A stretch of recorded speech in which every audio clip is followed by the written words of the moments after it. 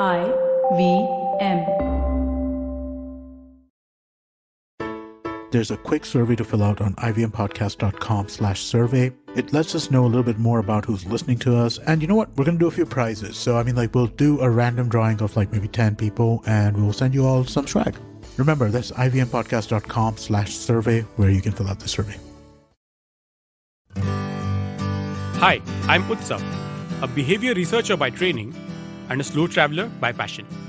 Postcards from Nowhere is a travel podcast where I condense a decade of travel experiences and explore not just the where, but also the why and how to travel. My stories emerge from slow traveling the less explored parts of the world: Bosnia and Herzegovina, Armenia, Uzbekistan, and even China. At the end of each story, I give practical tips and new ideas about how to travel better. This week, in the 5th episode of the series Fabulous Foods, we dive into the fascinating history of the dosa, its origins and evolution, and how it is linked to the 10 avatars of Vishnu. Soak and boil chickpeas. Crush them with cumin, hing, ginger, salt and turmeric and make them into a thick mixture. Add water to create a thin batter. Spread on a hot pan along with oil. Instead of chickpea, you could use pulses such as urad dal, red beans and dried green peas. Section 3. Bhartur Upabhoga Karana, or the section on food and entertainment. This recipe is from the book Manasollasa, which means happiness of the mind, or a treatise on how to be a medieval Indian king. It was penned by the Western Chalukya king Someshwara III, who ruled in the 12th century in modern-day Karnataka. But what was that a recipe for? Think again. A thin batter is spread on a hot pan along with oil. The Manasollasa refers to this dish as dosaka.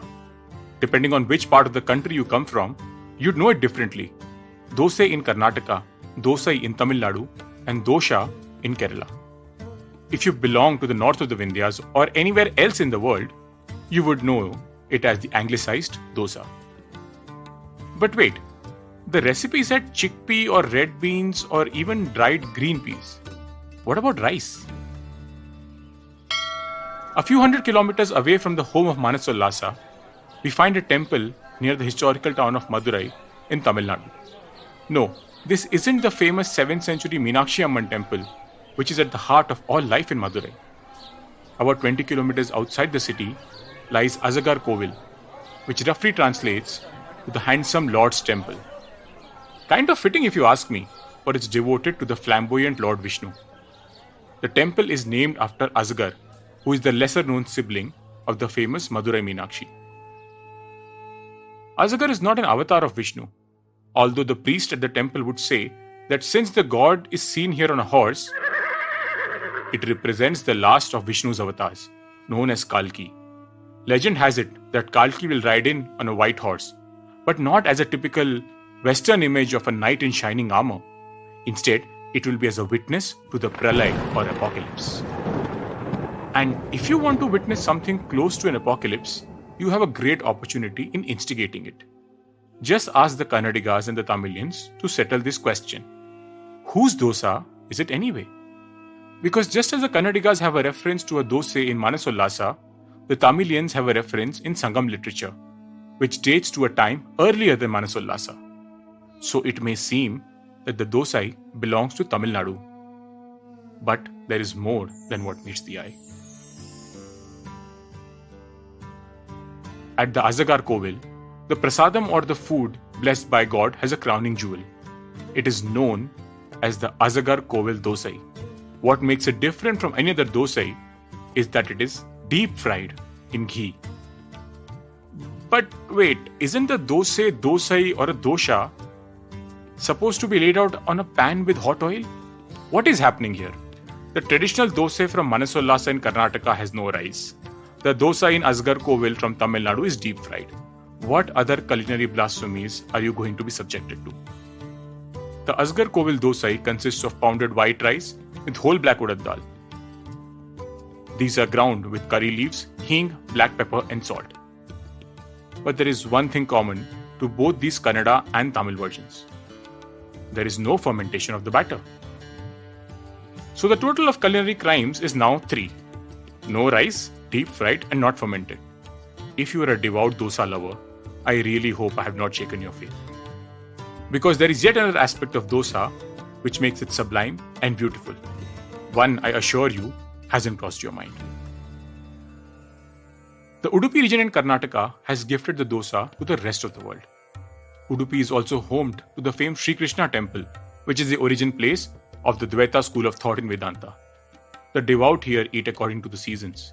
In Udupi, rains lash for 4 months from late July to early November, cutting it off from the rest of the world. They call it the Chatur Mas Vrat, which means 4 months of austerities. You have to hunker down in one place and certain foods are simply not available. The practice began with Lord Buddha, who observed these 4-month austerities about 4,000 years ago and set the tone for the sannyasis who followed. The logic was that during the rainy season, a large number of insects breed on earth. If you happen to be a wandering monk, chances are that you could accidentally kill insects. This would go against the non-violent tenets of Buddhism. Hindu monks followed suit and decided to stay in one ashram.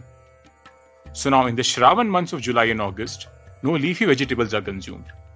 In the Bhado months of August and September, no curds are to be consumed. In September and October, no milk products are to be consumed. But 4-month austerities don't mean that the Lord won't be worshipped and the prasadam will not be available. So is it any surprise that dosa became a part of the prasadam? Just look at the ingredients: rice, dal, hing, pepper and salt. All the ingredients and spices have a long shelf life and nothing fresh is required. But what about the deep-fried dosa of Asgar Kovil? The Sangam literature in Tamil Nadu identifies 5 landscape types that had an influence on food. They are traditionally known as Kurinji or mountains, Mulai or forests, Marutam or agricultural fields, Palai or desert, and Neithal or the coastal region. The literature refers to cooking methods like Wakuthal or direct fire cooking that differed between regions. Direct fire cooking was prevalent in Kurinji and Mulai landscapes, while frying and sun drying were common in the Palai and the Neithal pockets. It was in the desert areas that preserving methods like pickling were followed. Now open the map of Tamil Nadu and locate Madurai. You would notice that the city lies on the flat and fertile plain of River Vagai. The Sirumalai and Nagamalai hills lie to the north and west of Madurai. So there you have it. Lush green forests or Mulai thanks to the River Vagai, and Kurinji thanks to the Sirumalai and Nagamalai hills. But frying is not typically associated with these landscape types. One of the probable reasons why the prasadam is fried traces back to the Chithirai festival in Madurai. It is a celebration of the marriage of Meenakshi with Shiva. Legend has it that Asgar, the brother of Meenakshi, was invited. He started on a 20-kilometer journey from his adobe in Alagar hills towards Madurai. Asgar decided to travel disguised as a robber to protect himself and his belongings. At times, he had to hide to avoid getting arrested by soldiers. This and the dense forest of Alagar hills delayed his journey further. To account for these delays is the dosai at Asgar Kovil fried, for it would provide nutrition for a long journey and have a longer shelf life. Over centuries, across the diverse landscape of southern India, the dosa has evolved with the change of ingredients, pre-cooking and cooking methods. In our desire to hold our local heritages on a pedestal, let's not bicker about whose dosa is it. Instead of bringing on the Kalyug and witnessing the apocalypse as Kalki, let us be Vishnu the Bhogi, or the lover of good things, and enjoy the sublime beauty that is the dosa. If you like this podcast, don't forget to check out other interesting podcasts on the IVM network. You can listen to us on the IVM Podcast app or ivmpodcast.com. You can also follow us on our social media. We are at IVM Podcasts on Twitter and Instagram. If you want to reach out to me, I am Utsav Memory on Twitter and YVTravel42 on Instagram.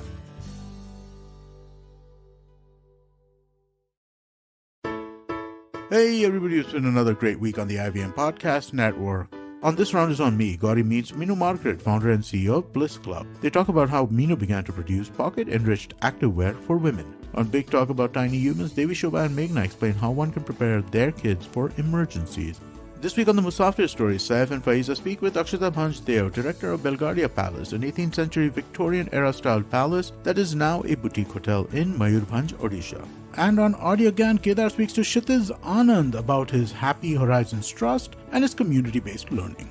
Do follow us on social media. We're IVM Podcast on Twitter, Facebook, Instagram, and LinkedIn. And remember, if you're enjoying this show or any of our other shows for that matter, please do tell a friend. Also, don't forget to rate us on any of the platforms you might be listening to us on. And do check us out on YouTube. We're building a whole bunch of different channels. You can find them on ivmpodcast.com/YouTube. And we're also doing a small listener survey, which we would really appreciate your help with. It helps us kind of talk to advertisers. So you could go to ivmpodcast.com/survey. It'll just take a couple of minutes and it would be really helpful to us. We do appreciate this. And finally, we'd like to thank our sponsors this week, SBI Life Insurance and the India Water Portal. Thank you so much for making this possible. Ladies, I'm sure you will relate to it if I say that we are constantly busy with work, studies, cooking, and what not. And amidst all of this, we often forget an important element that needs our desperate attention: finance. So here we are, bringing to you SBI Life presents A Sip of Finance, a women-exclusive podcast where we will teach you how to manage personal finances in a simple and straightforward way with your host, Priyanka Acharya, a finance expert who's been in the industry for 14 plus years. And not just in English, but in 7 more languages. So tune in every Tuesday for fresh episodes on the IVM Podcast Network and all major podcast streaming platforms.